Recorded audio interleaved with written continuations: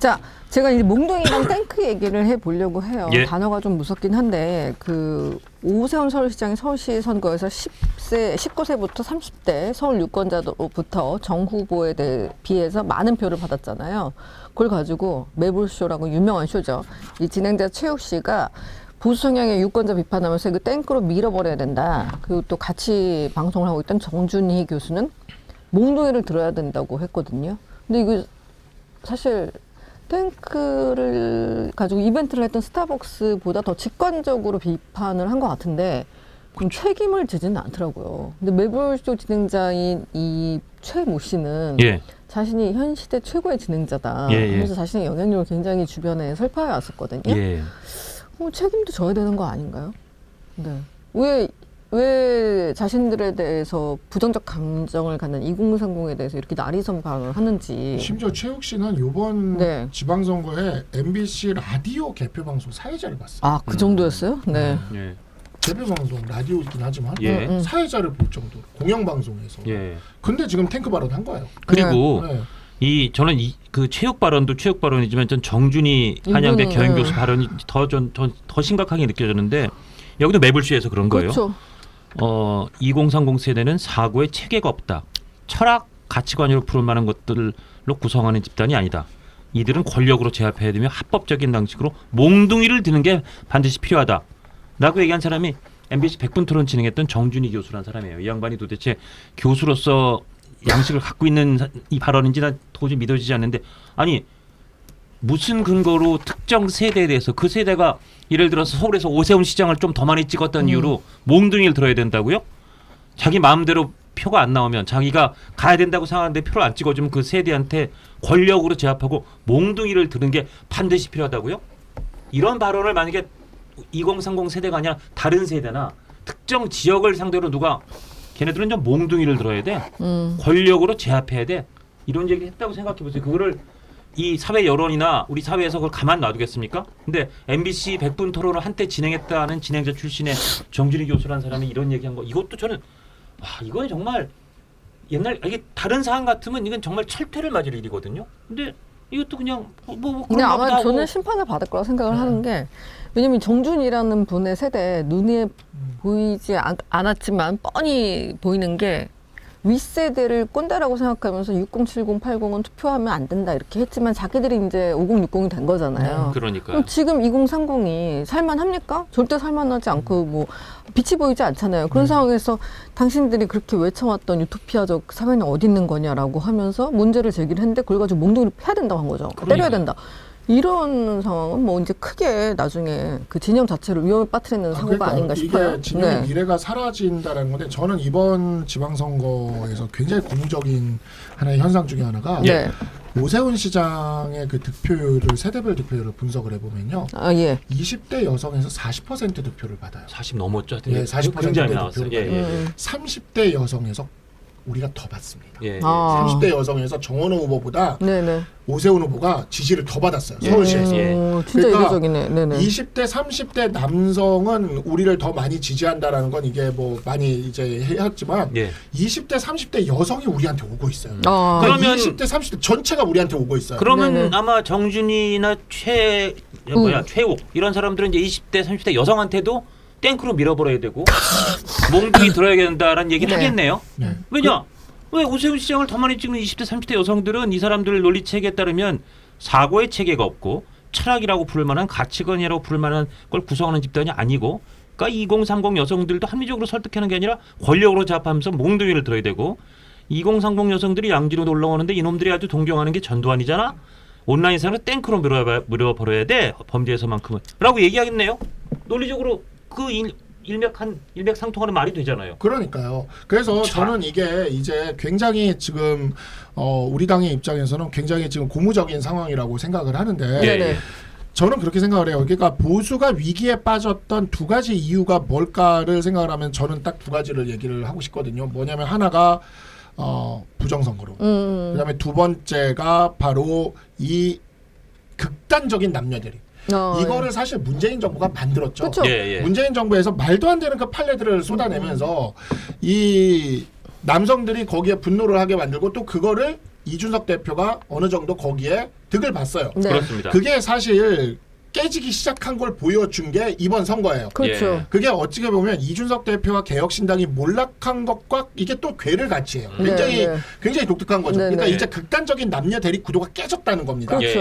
20대 30대 여성이 우리 당을 찍기 시작했다는 거예요. 예. 그렇대요. 누구 때문에 싫어서? 바로 이 정준이 최욱 같은 사람이 싫어서. 아. 네, 그래서 이게 정말 우리가 드디어 이 극단적인 남녀 대립 구도 이거에서 우리가 굉장히 불리했거든요. 아 그리고 정원호 후보 예, 칸콘 의혹 가지고도 그러니까요. 아니 왜 직원한테 그런 거를 요구하냐 같이 동행을 요구하냐 그냥 그러니까요. 아저씨도 둘이 가지 뭐 이런 네. 목소리가 많았거든요. 거기다가 30년 전 의혹이긴 하지만 그때 네. 그게 뭐 5.18을 갖다 그 무슨 자기의 그 이 폭행을 정당화하는 수단으로 동원했지만 그게 아니라 무슨 뭐 정말 입에 담기도 그런 무슨 외박 강요란 말까지 의혹이 막 나오다 보니 네. 그런 의혹을 사는 정원호 후보가 아니 토론도 안 나와.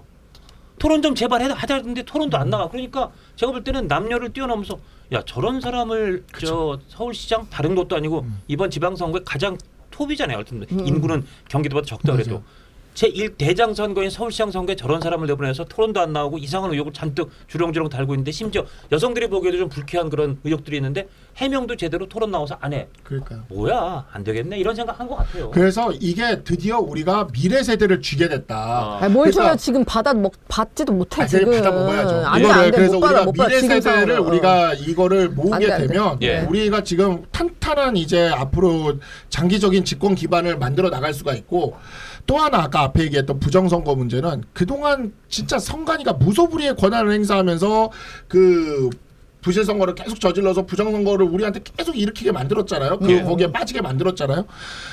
근데 이번에 너무 대형 사고를 치고 그치. 이렇게 전 네네. 국민들이 들고 일어나는 분위기가 만들어진 덕분에 맞아요. 예. 선관위를 이번에 그냥 뿌리부터 다 개혁을 하면 그래서 선관위가 제대로 일을 할 수 있는 조직으로 탈바꿈 시켜놔 버리면 부정선거 이야기가 들어가죠. 근데 이번에 이 선거 이제 이준석 개혁신당 얘기했으니까 생각이 나는 게 이준석 개혁신당이 사실상 이번에 성적이 너무 나빠가지고 그러니까 몰락했다는 말이에요. 얘기를 예, 듣고 이준석 대표가 사실상 자기가 선거의 왕이라고 하고 다녔잖아요. 예. 뭐 복주머니를 주네 마네 이러면서 예, 이제 예. 콧대가 한참 높아 있었는데 오히려 한동훈이 또 당선되네. 그러니까 이준석계를 중심으로 한 이제 그 당권파 남성 집단이 있었는데 거의 집단 멘붕이 왔어요. 그래서 자기들끼리 분석을 또 하고 나한테 물어봐. 예. 우리가 왜 망한 것 같아요? 누나 막 이러면서. 네.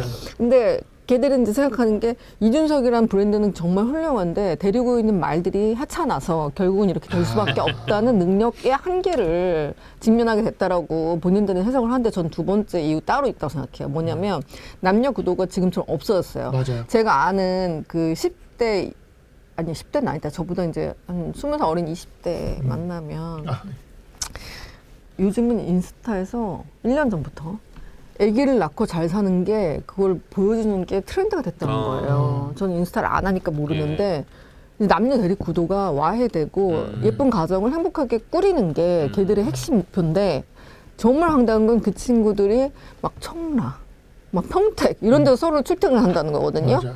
애를 볼 시간이 없잖아요. 그렇죠. 그러니까 집 만들어내고 우리 살게 해야 되는데 지금 서울에서 10% 정도가 월세 300 이상이라는 맞아요. 거예요. 네. 이거는 누가 만들었어? 이 정부가 만들었잖아요. 그러니까 말씀해 주신 것처럼 남녀 갈등 구조도 와해되고 또 다른 문제에 직면하게 되면서 그럼 니들이 도대체 뭐 맨날 페미니즘 강조하면서 하는 짓은 왜 그래? 그러면서 이제 정원한테 등을 돌릴 수 있다. 이런 생각을 해볼 수 있네요. 그러니까요. 정말 재밌네요. 예, 그래서 이게 네.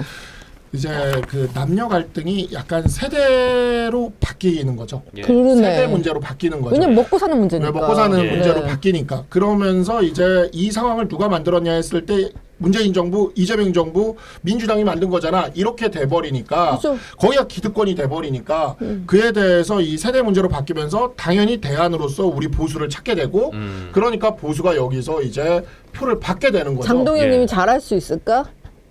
그러니까 그 부분이 네. 빨리 해소가 돼야 우리가 이 표를 다 받으면서 미래로 나갈 수 있을 것 같습니다. 이 부분만 잘 정리가 되면은 우리 솔직히 다음 총선에서 네. 과반도 누릴 수 있을 것 같아요. 아 그럼 진짜 일단 저는 그렇게 생각해요. 그러니까 이번에 보면 경기도가 그 추미애 후보한테 많이 도지사는 나왔던데. 그냥 뭐 힘도 못 써보고 진셈이 됐지만 기초단체장을 생각보다 많이 이겼더라고요. 그러니까 그 부분도 진짜 이제 우리가 진짜 선진국이 됐구나라고 느끼는 게 뭐냐면 이번 집회도 약간 제가 그거에서 느낀 건데 내 투표권이 침해되는 거에 대해서 이렇게 스스로 나오는 거잖아요. 길거리로. 네. 그렇죠. 근데 우리가 맨날 했던 게 뭐예요? 한동훈 후보가 당선 안 된다는 이유가 뭡니까? 유권자들을 되게 우습게 봤어요. 정치인들이 줄투표한다고.